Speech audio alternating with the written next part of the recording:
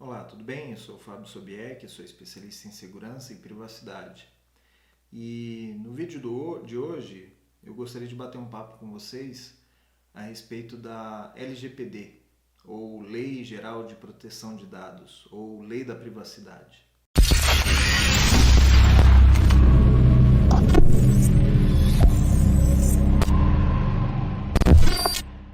Esse papo ele começou quando eu tive conversa com algumas pessoas e falei, nossa, a lei está entrando em vigor e você já conhece seus direitos. E muitas das pessoas que eu tenho contato não têm ideia, né, do que é a Lei Geral de Proteção e os seus direitos, né, que eles acabaram de ganhar. Bom, explicando um pouco, a Lei Geral de Proteção de Dados é uma lei de privacidade que foi inspirada um pouco na GDPR, que é uma mesma lei de privacidade que entrou em vigor na Europa. E a função principal dela é proteger o consumidor das violações de privacidades. O que é isso, né? Violação de privacidade. É quando, por exemplo, uma empresa ela coleta os seus dados e às vezes ela vende os seus dados, né, o seu cadastro. Por exemplo, vou dar um exemplo bem simples e fácil para a gente entender. A pessoa vai no médico e descobre que está grávida, certo? Então ela começa a fazer um acompanhamento com um ginecologista. E aí tem a empresa que vende, por exemplo, material para gestantes, carrinhos de bebê, móveis. Bom, quem que é o cliente-alvo, né? Quem que são os clientes que compram carrinho de bebê? São gestantes. Então, aonde que eles podem descobrir as gestantes?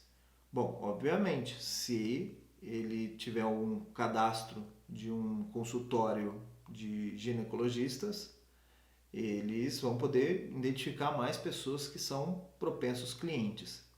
Então, existe aí uma negociação, né, entre a empresa que quer vender o carrinho de bebê e esses médicos, por exemplo, só citando um exemplo. E aí eles falam, ó, você me cede sua lista de clientes, né, para a gente poder mandar os nossos anúncios e a gente oferece um desconto e te comissiona de alguma forma. Então, isso é uma maneira de se fazer negócios que é mais comum do que a gente imagina. E aí, em cima disso, eu tenho diversos casos, né? Por exemplo, uma pessoa que compra um certo medicamento e aí você sabe que quem compra aquele medicamento também vai ter que comprar uma vitamina. Então, são duas empresas separadas, uma que faz o medicamento, outra que faz a vitamina. Por que não eles se associarem, né? Então, bom, se você já tem os dados de uma pessoa que está comprando a vitamina, o medicamento, e eu sei que essa pessoa vai comprar vitamina, nada mais justo do que a gente já entrar num acordo aqui e poder anunciar diretamente para essas pessoas. Bom, então esses são os casos que as empresas têm, né? E aí, em cima disso, a gente pode começar a explorar algumas coisas que podem violar a ética, por exemplo. Então, você descobre que uma pessoa está comprando medicamentos para combater um câncer e aí tem o fabricante de perucas. E aí ele fala, bom, para quem que eu vou vender perucas? Se uma pessoa está em tratamento de câncer, ela vai perder o cabelo, então eu posso vender perucas. E aí você se pergunta, mas é ético o fabricante de perucas coletar um cadastro, por exemplo, de quem está usando medicamento para combate ao câncer e oferecer propaganda? Então, esses são os problemas que a gente pode citar, né, como um exemplo a violação de privacidade, o que ele pode vir a acontecer.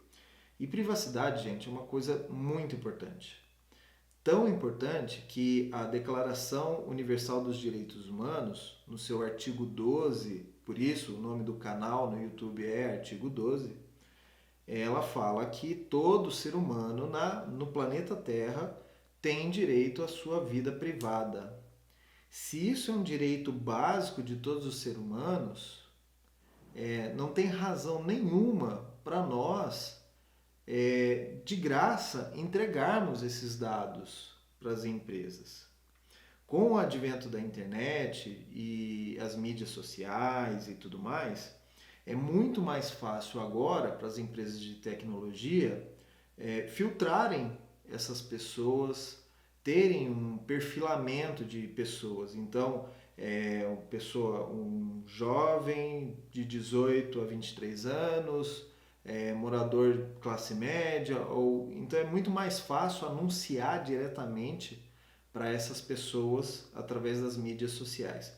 E isso vira um grande mercado. Então, empresas como Facebook, Google, eles vivem de anúncios direcionados, porque é muito mais efetivo você anunciar para o teu público-alvo, uma vez que você conhece o teu público-alvo, você conhece quem são as pessoas que compram o seu produto, é muito mais eficaz você anunciar diretamente para essas pessoas.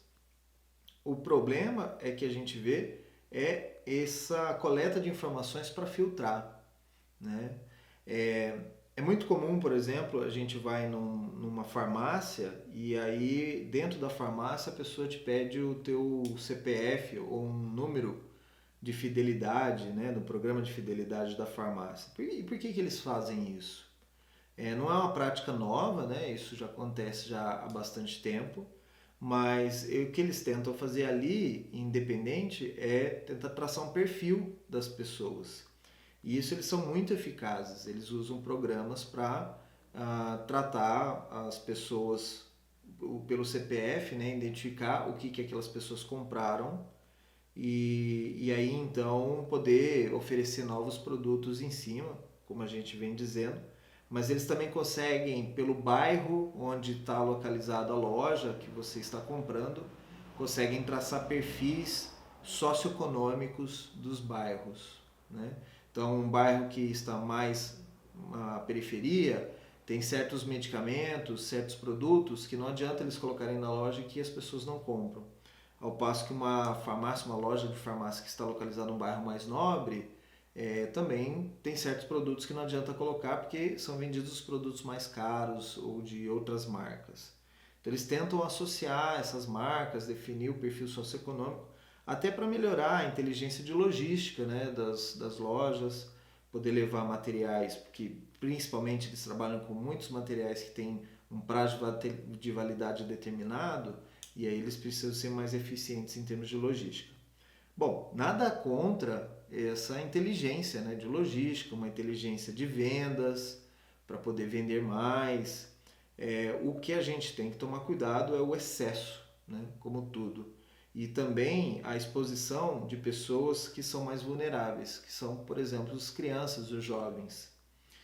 Por conta disso tudo, a Lei Geral de Proteção de Dados, a LGPD, define alguns dados como sensíveis e outros dados pessoais.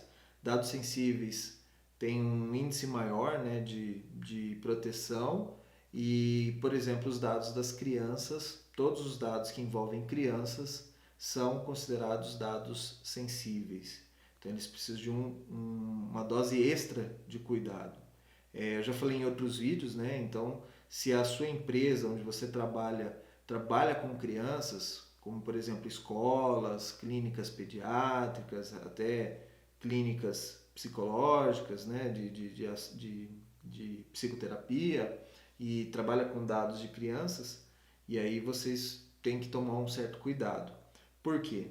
Porque a lei diz que a empresa ela é responsável pelos dados e se ocorrer algum vazamento de dados, ela é obrigada a reportar isso para todos os seus clientes, que são, na lei é chamado titular dos dados, que é o dono dos dados. Eu, você, os consumidores em geral.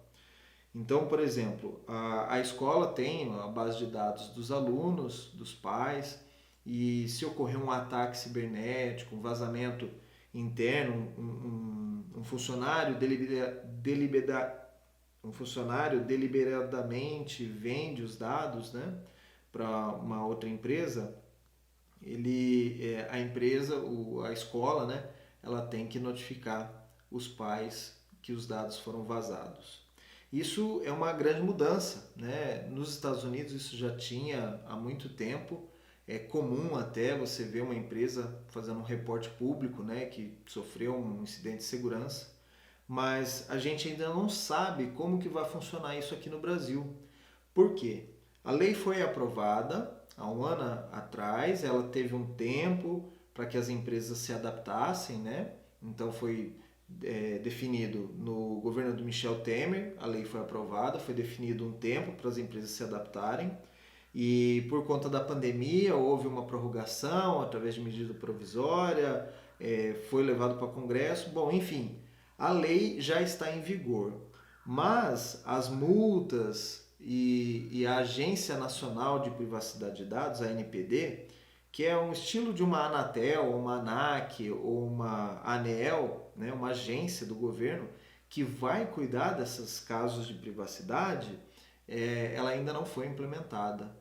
Então, se a ANPD não foi implementada, ainda hoje fica difícil para você, como consumidor, exigir ou entrar com um processo contra uma empresa informando que essa empresa teve os dados vazados, seus dados pessoais vazados, e por conta disso você precisa exigir uma indenização, né?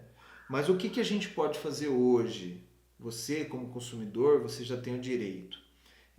O primeiro é que as empresas elas deveriam já ter no seu site um lugar de fácil acesso, onde você pudesse perguntar àquela empresa quais são os dados seus que aquela empresa mantém. Então, por exemplo, eu tenho conta num banco X. Eu entro no site desse banco e eu pergunto para esse banco, Banco X, quais são os dados que você tem referente à minha pessoa? O banco ele tem um prazo mais emergencial para me responder de maneira rápida, sucinta. Isso aqui são os nossos dados. E se você exigir um relatório mais personalizado, mais aprofundado dos dados, dos históricos, aí ele precisa de um prazo para te entregar isso. E a entrega pode ser em documento impresso, ele pode te mandar por correio esses dados que eles têm, um relatório, ou ele pode te entregar em formato eletrônico, seja por e-mail.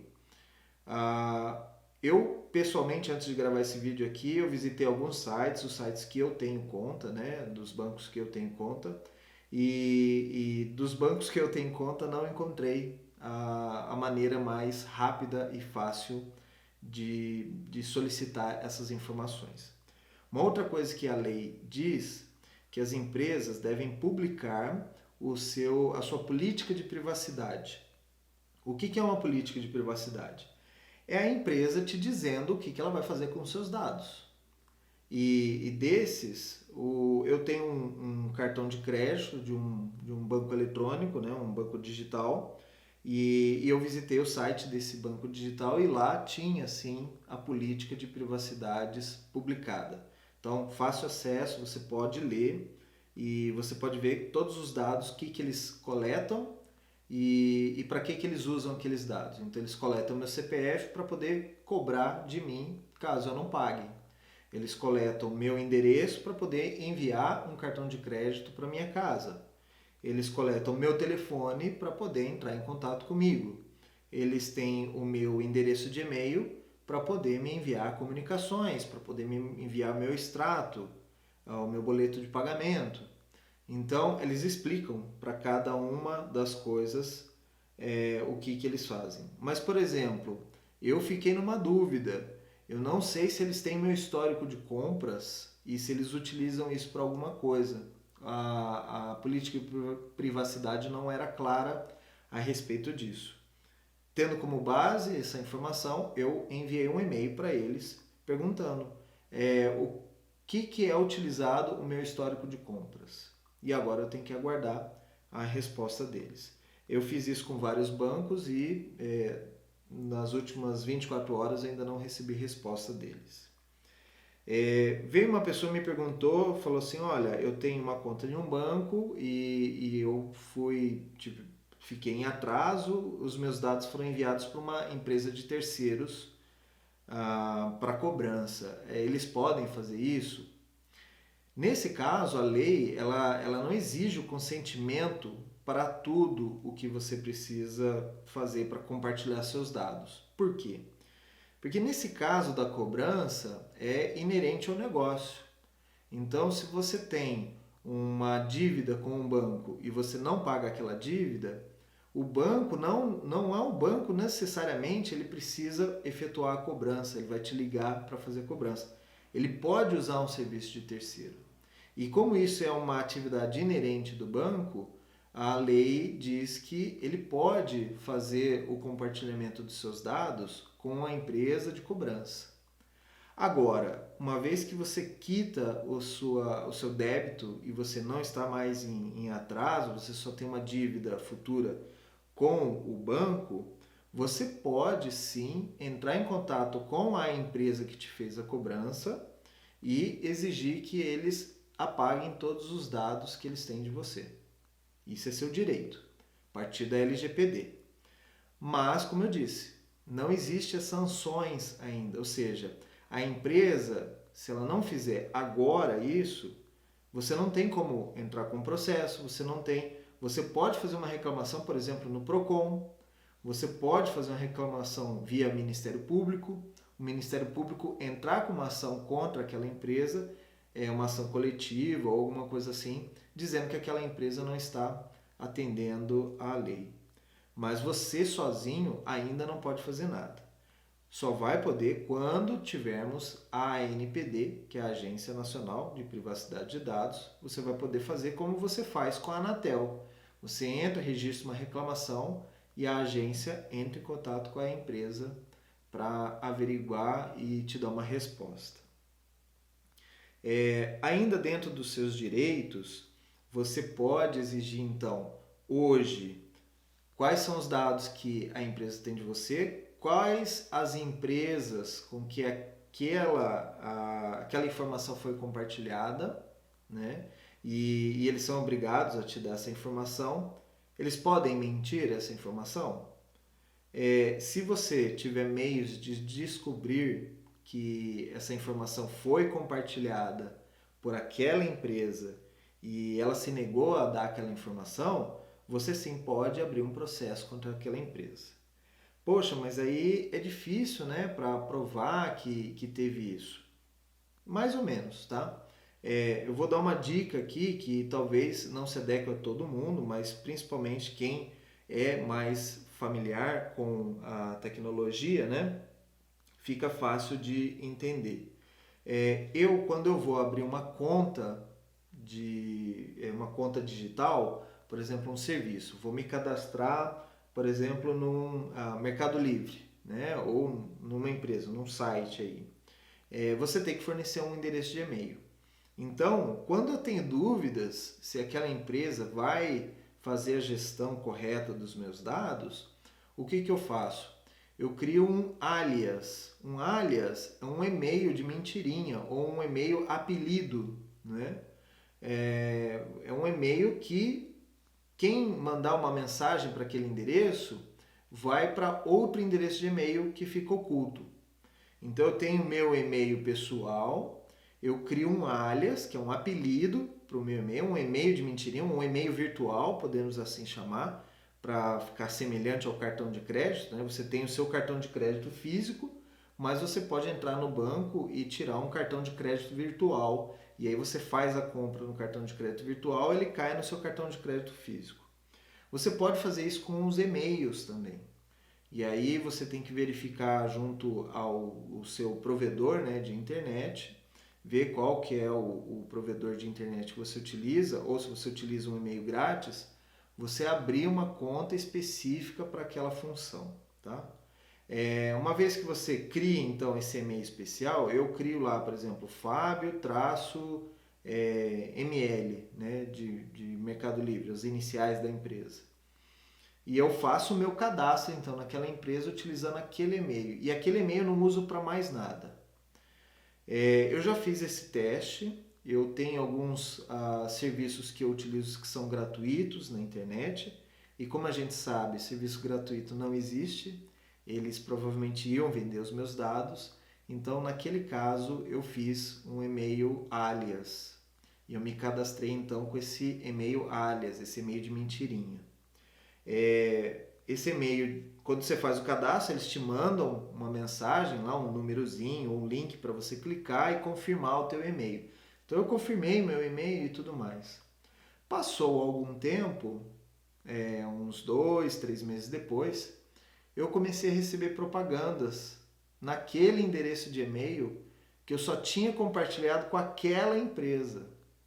O que isso significa? Aquela empresa, de alguma forma, ou vendeu o meu e-mail para alguém, ou ela sofreu um vazamento de dados. De alguma forma, os meus dados foram parar na mão de outras empresas que começaram a me mandar publicidade.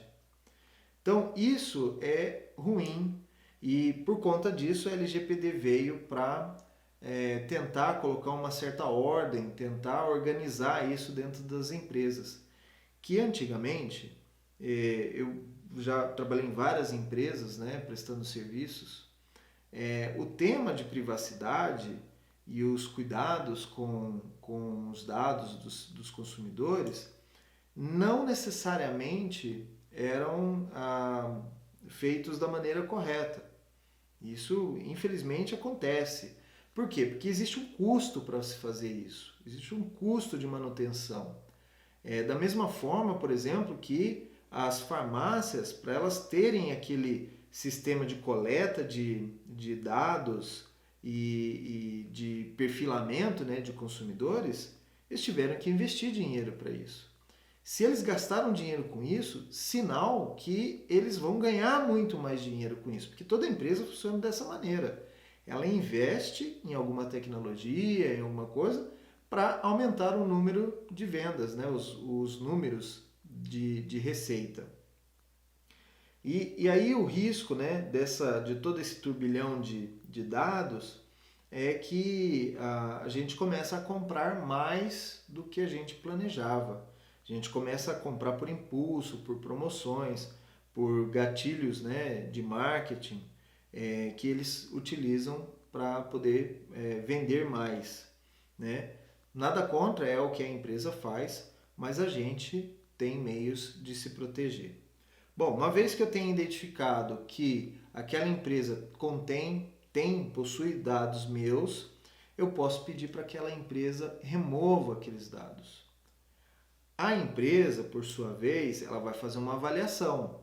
Por exemplo, um banco onde você tem uma conta ativa e você falar assim, banco, eu preciso que você apague todos os meus dados.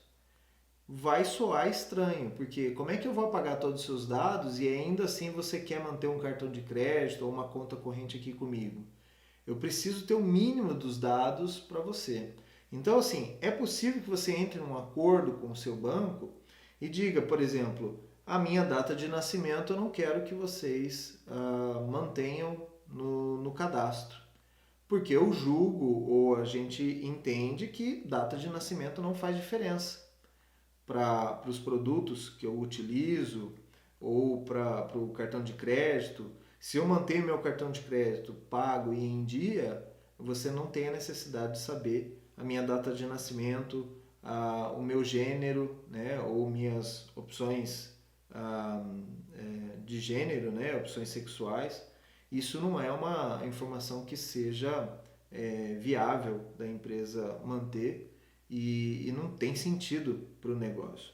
Agora, se for uma informação que faz sentido para o negócio, se você vai um médico e ele precisa ter os seus dados históricos de doenças, você não pode pedir para o médico para ele remover essas informações. Isso está na lei também. Se a empresa tem obrigações de governo, né, com leis, que ela precisa reportar as suas informações para um órgão do governo, ela vai precisar manter essas informações e mesmo você pedindo para apagar, elas precisam manter esses dados lá. Agora, se você é um ex-cliente daquele banco, daquela empresa, e você não pretende mais ter nenhum vínculo de negócio com ela, você pode então solicitar para apagar os seus dados.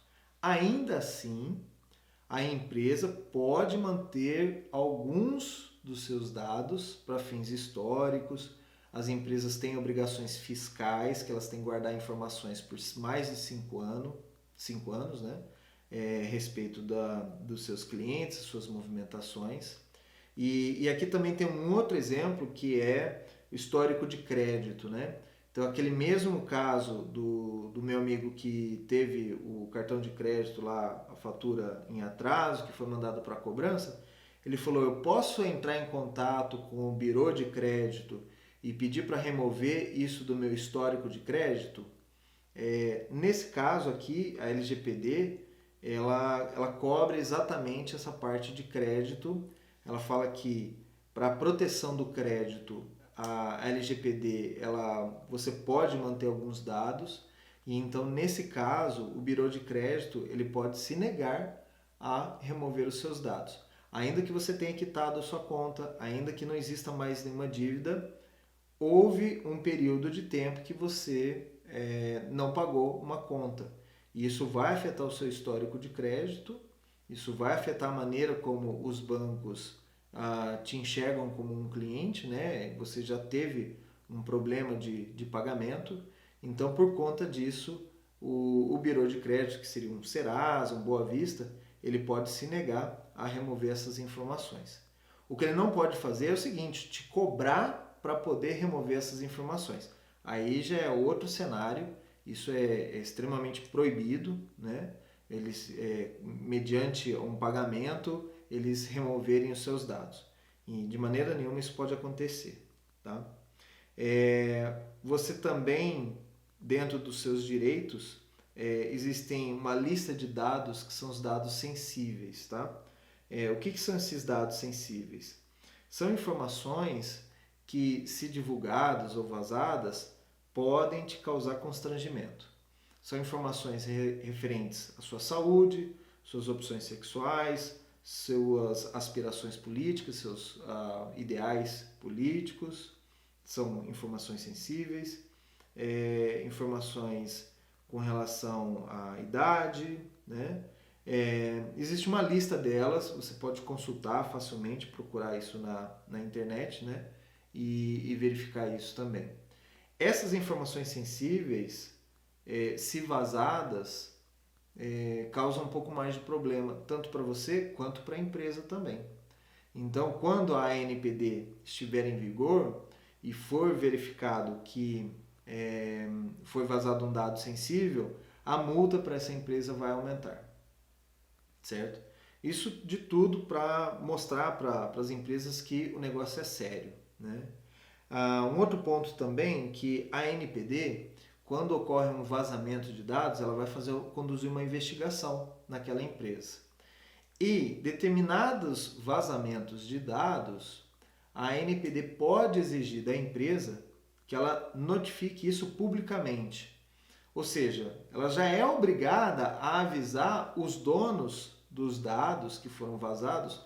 Então, por exemplo, o Banco X teve um ataque de hackers e os hackers tiveram acesso aos dados de todos os seus clientes. Ele tem que, obrigatoriamente por lei, o mais rápido possível, avisar a todos os clientes dele de forma privada, ele pode fazer isso de forma privada, mas avisar os clientes que eles tiveram seus dados vazados. Só que a ANPD pode verificar esse caso, conduzir uma investigação e por decisão da ANPD ela pode dizer, não, você tem que ir a público, ou seja, numa televisão, num jornal, num órgão de imprensa e fazer uma notificação pública para todo o mercado dizendo que você sofreu um incidente de segurança, né? E que dados dos seus clientes foram vazados, porque essa é uma informação que precisa estar pública. Você imagina qual que vai ser o impacto disso para as empresas. Né? Então, determinadas empresas podem até quebrar, fechar, por conta de um vazamento de dados. Se isso se tornar público, né? Vamos imaginar aí, por exemplo, um negócio, um ramo de negócio que é extremamente competitivo, por exemplo, o mercado de linhas aéreas, né? Transporte de passageiros, transporte aéreo de passageiros. Esse é um caso que, se ocorrer um vazamento de informações e eles tiverem que ir a público notificar, como é um mercado muito concorrido, uma empresa pode quebrar, né? Porque as pessoas não vão mais confiar naquela empresa, de ter seus dados com aquela empresa ou alguma coisa assim.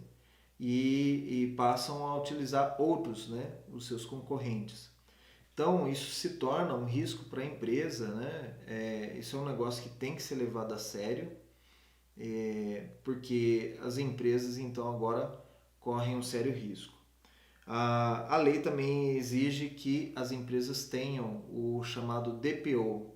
O DPO, ele é o responsável pela proteção de dados dos seus clientes. E em alguns casos é obrigatório que seja divulgado o nome do profissional que está encarregado disso, ou um meio de comunicação com ele. Então esse um dos bancos que eu acessei hoje, né, ele tinha lá um endereço de e-mail que você podia entrar em contato diretamente com o DPO e falar, né, exigir suas informações. O último ponto aqui, só para a gente finalizar, como fica muito difícil para o consumidor provar na justiça que uma empresa vazou seus dados, o juiz, em alguns casos, ele pode determinar o que a gente chama que é a inversão do ônus de prova.